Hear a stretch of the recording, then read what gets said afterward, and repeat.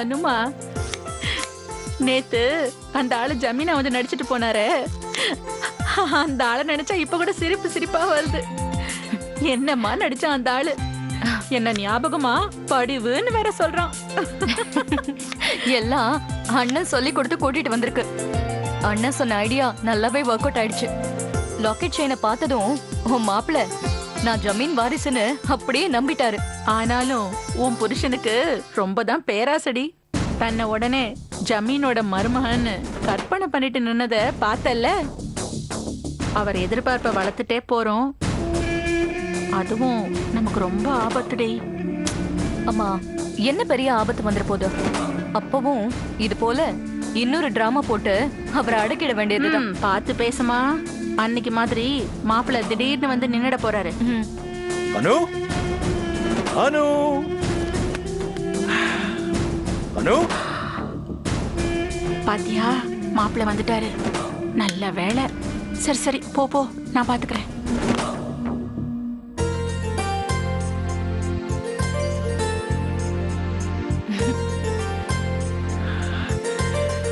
என்ன பிச்சு, இன்னைக்கு ரொம்ப குஷியா இருக்கீங்க?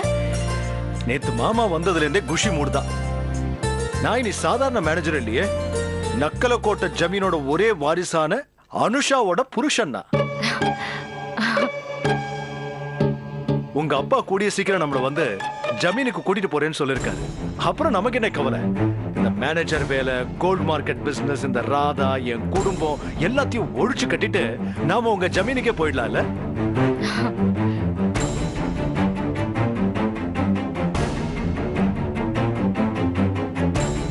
அனு, இன்னைக்கு எனக்கு பேங்க்ல வேலையே ஓடல தெரியுமா? ஒரே கனவுதான், கற்பனை தான். நம்ம ஜமீனோட இளவரசியா நீயும், இளவரசனா நானும், நம்ம 2 பேரும் ஜோடியா சேரியட்ல உட்கார்ந்துகிட்டு ஊரை சுத்தி வல வரா மாதிரியும், மக்கள்லாம் நம்மளை பார்த்து கை காட்டுற மாதிரியும். அதெல்லாம் ஏன் கேக்குற? அனு, எங்க உன் கழுத்துல இருந்த லாக்கெட் செயினை காணோம்? அது பீரோல இருக்குங்க. என்ன அனு நீ? மாமா என்ன சொல்லிருக்காரு? எப்போ அது உன் கழுத்துலயே இருக்கணும்னு சொல்லிருக்காரு இல்லையா? ஆமா. அப்புறம் ஏன் அதை கழட்டி பீரோல வச்சிருக்க? ஏங்க, ஊருக்கு ஜமீன் வாரிசுன்னு காட்டிக்க தான் அதை போட்டுக்குவாங்க. இங்க இப்ப எதுக்குங்க?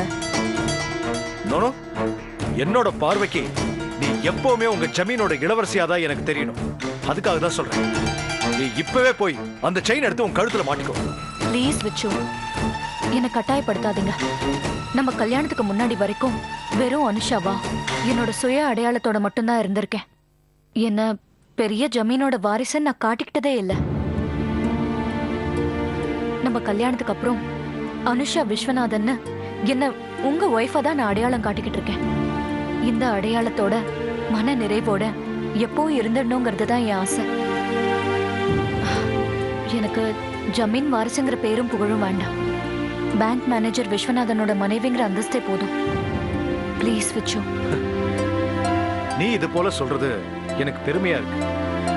ஆனா நாம இங்க இருந்து எவ்வளவு கஷ்டப்படுறோம். மாமா வந்து நம்மளை இங்க இருந்து கூட்டிட்டு போற வரைக்கும் நீ சொல்றதெல்லாம் சரிதான். ஆனா அவர் வந்து நம்மளை கூப்பிட்டதும் நாம உங்க ஜமீனுக்கே போயிடலாம். அப்புறமா நீயே வேண்டான்னு சொன்னாலும் இளவரசிங்கிற அந்தஸ்து உனக்கு தானா வந்துதானே தீரும். அப்ப நீ இந்த செயினை கழுத்துல போட்டுதானே ஆகணும்.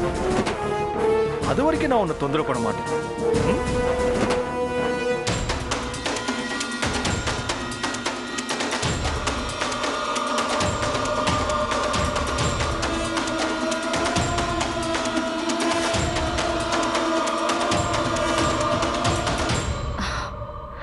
என்னென்ன ஒரு பிரச்சனையில இருந்து மீளணும் நாம ஒண்ணு செய்ய போக அது இன்னொரு பிரச்சனையா முளைச்சு நிக்குது.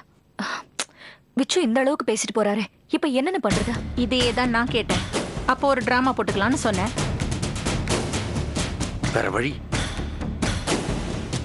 ஒரு பொய்ய மறைக்க இன்னொரு பொய்ய சொல்லித்தான் தரணும். இப்ப நமக்கு பிரச்சனை விச்சு இல்ல. அவர் இப்ப ஜமீன் கனவுல மிதந்துட்டு இருக்கிறாரு. அப்படியே மிதக்கட்டும். இப்ப புதுசா முளைச்சிருக்க பிரச்சனை வேற. என்னென்ன? வர்ற வழியில முருகனை பார்த்தேன். நீ அவன் தங்கச்சி முத்து பேச்சு மிரட்டினதுக்கு உன் தங்கச்சி அனுவ கொன்னு இருப்பேன் ராதா அக்கா சொன்னதுக்காக நான் பேசாம விட்டுட்டேன்னு என்கிட்ட வீரவசனம் பேசுறான். திருட்டு பையன் இன்னைக்கு ஆபீசர் மாதிரி வந்து நிக்கிறான். அப்படின்னா என்ன அர்த்தம்? ராதா அந்த அளவுக்கு வளர்ந்துருக்கான்னு அர்த்தம். தப்புனோ அது எந்த விதத்திலையும் நமக்கு நல்லதில்லை. ஸோ மாப்பிள்ளையை கட்டாயப்படுத்தி மியூச்சுவல்ல கையெழுத்து வாங்கி கூடி சீக்கிரமே மாப்பிள்ளையை ராதா கிட்ட இருந்து சட்டப்படி பிரிக்கணும். உங்க கல்யாணத்தை சட்டப்படி செல்லுபடி ஆக்கணும். இதெல்லாம் நடக்கலன்னா நாளைக்கு என்ன வேணா நடக்கலாம். மாப்பிள்ளை உன் கையை விட்டு போறதுக்கே வாய்ப்பு இருக்கு. அதனால இனிமே முடிவெடுக்க வேண்டியது நீதான்.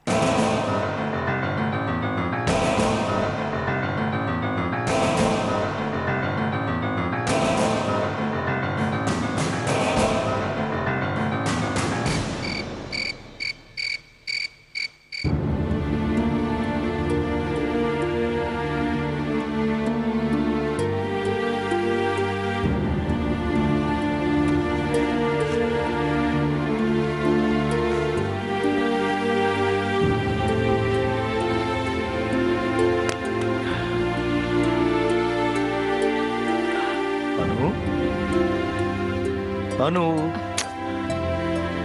என்ன அனு, என் மேல ஏதாவது கோவமா? ஜமீன் இளவரசிக்கு என் மேல ஏதாவது கோவமா? ஐயோ, பார்வையாலேயே எரிச்சிருவ போல் இருக்கு. நான் ஜமீன் பொண்ணுங்கிறதுனால தானே என் மேல உங்களுக்கு இந்த பாசம். ஏன் அனு இப்படி எல்லாம் பேசுற? நான் எப்பவுமே பெருசா ஆசைப்படுறேன். அதனாலதான் ஜமீனோட பொண்ணு எனக்கு பொண்டாட்டியா கிடைச்சிருக்கேன். அதை சொன்னா குத்தமா?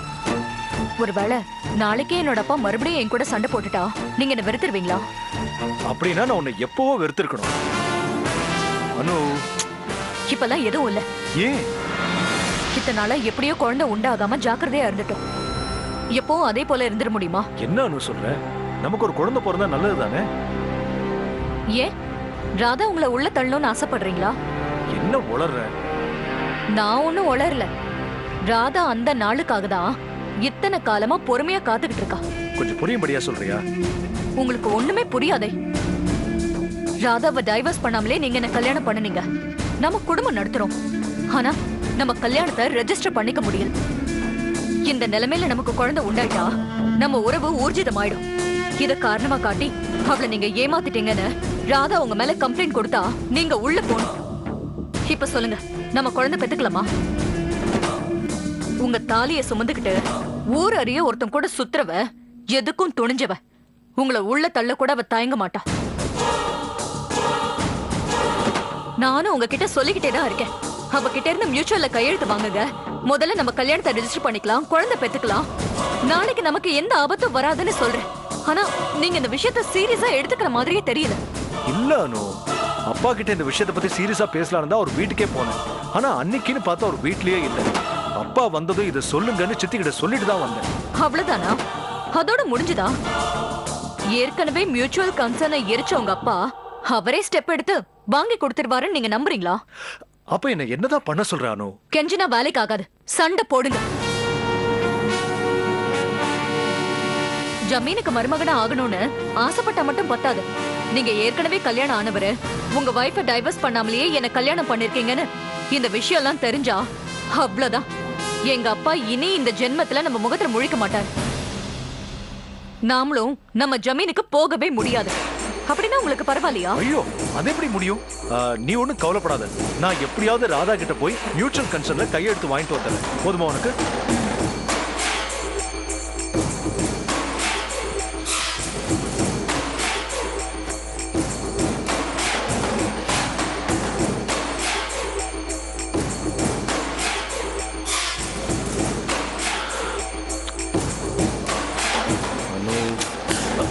முதல்ல கையெழுத்து வாங்கிட்டு வாங்க, மத்ததெல்லாம் அப்புறம் தான்.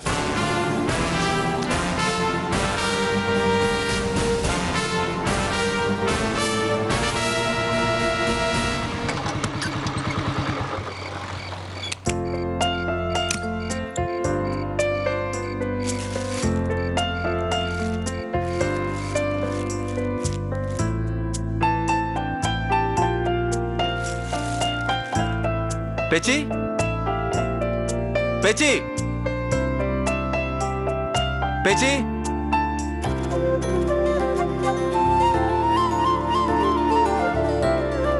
என்ன பேச்சி? புதுசா இருக்குன்னு பாக்குறியா?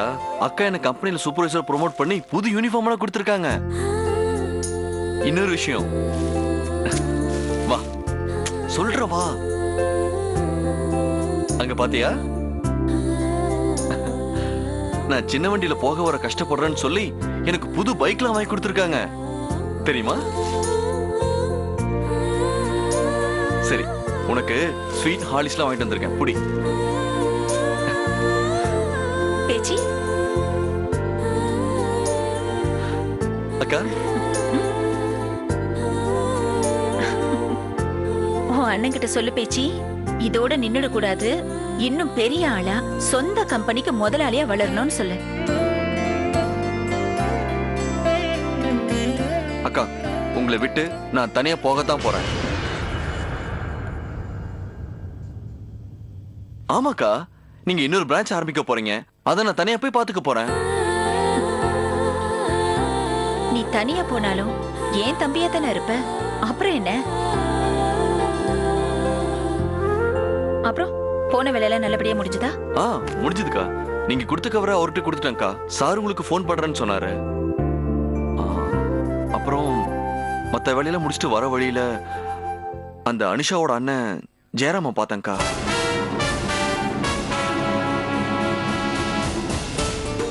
நான் ரோட்ல நின்று போன் பேசிட்டு இருந்தப்ப அவனே என் முன்னாடி வந்து பேச்சு கொடுத்து ஒம்பளுக்குறான்க்கா. நானும் உனக்கு பதிலடி கொடுத்துட்டேன். நான் கபாலி கிட்ட வேலை பார்த்தப்ப அந்த ஆள் கிட்ட திருட்டு நகை வாங்க வந்தவன் தான் இந்த ஜெய். அணு கோவில பேச்சு மிரட்டினது எல்லாத்தையும் சொல்லி அவனை நானும் மிரட்டிட்டு வந்துட்டேன். முருகா, இந்த மாதிரி ஆளுங்க கூட பேச்சுக்கு பேச்சு மல்லுக்கு நிக்கிறத விட இப்போதைக்கு நீ ஒதுங்கி போறதுதான் நல்லது. அவங்க எதை தின்னா பித்தம் தெளியும்னு தெரியாம தெரியறாங்க. அவங்கள பத்தி உனக்கு தெரிஞ்ச உண்மை உன்னால ஸ்வேதாவோட அப்பாவுக்கு தெரிஞ்சிருமோன்னு பயந்து வெளியில போக வர இருக்கிற ஒன்ன அவங்க ஏதாவது பண்ணிடக்கூடாது. அதனால நீ ரொம்ப ஜாக்கிரதையா இருக்கணும் முருகா. அவங்கிட்ட எல்லாம் நீ வம்பு வழக்கு வச்சுக்க வேண்டாம். சரிக்கா.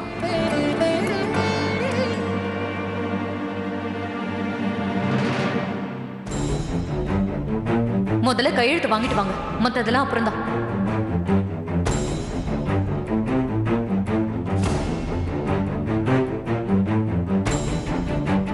அனு,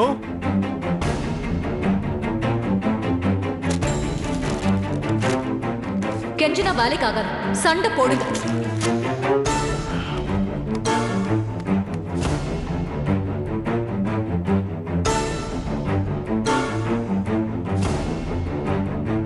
மாப்பிள்ள காஃபி. அங்க வைங்க.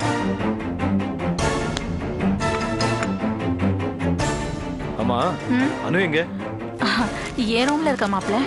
போய் வர சொல்லுங்க அவனை.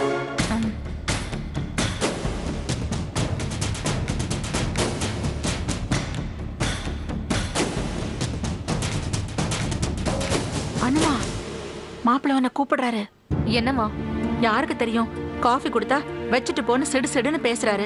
உன்னதான் வர சொல்றாரு. சரின்னு வந்துட்டேன், போ. ஏண்டி மாப்பிள்ள கோவமா இருக்காரு? ராத்திரி உங்களுக்குள்ள ஏதாவது சண்டை சச்சரவா? ஆசையா என்கிட்ட வந்தாரு. ராதா கிட்ட இருந்து மியூச்சுவல்ல கையெழுத்து வாங்கிட்டு வாங்க, மத்ததெல்லாம் அப்புறம் தான் சொல்லிட்டேன். அவ தர மாட்டேங்கிறா. பாவம், இவர் என்னடி பண்ணுவாரு? ஐயோடா, உன் மருமகனுக்காக இப்ப இவ்ளோ பாவம் பார்த்தா நாளைக்கு அவருக்கு நம்மள பத்தின எல்லா விவரமும் தெரிய வரும்போது அவர் நம்மளுக்காக பாவம் பார்க்க மாட்டாரு. எப்படியாவது எங்க கல்யாணத்தை ரெஜிஸ்டர் பண்ணியே ஆகணும். அண்ணன் சொல்லிச்சல்ல, எப்போ எனக்கு ஆபத்து தானே. ஓ சரி இரு, நான் போய் என்னன்னு பாத்துட்டு வரேன். சரி.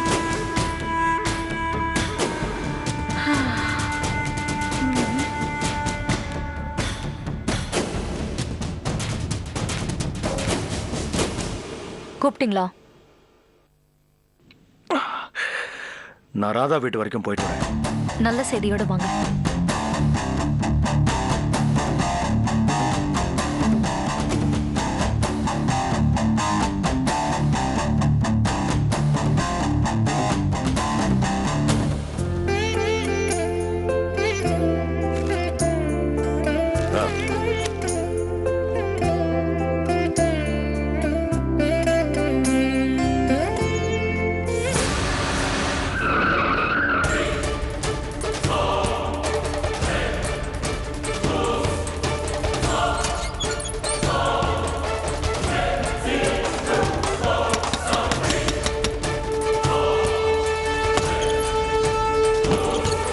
இந்த இடி அடிக்கிறேன் கதவே உடைச்சிருவான் போல இருக்குது.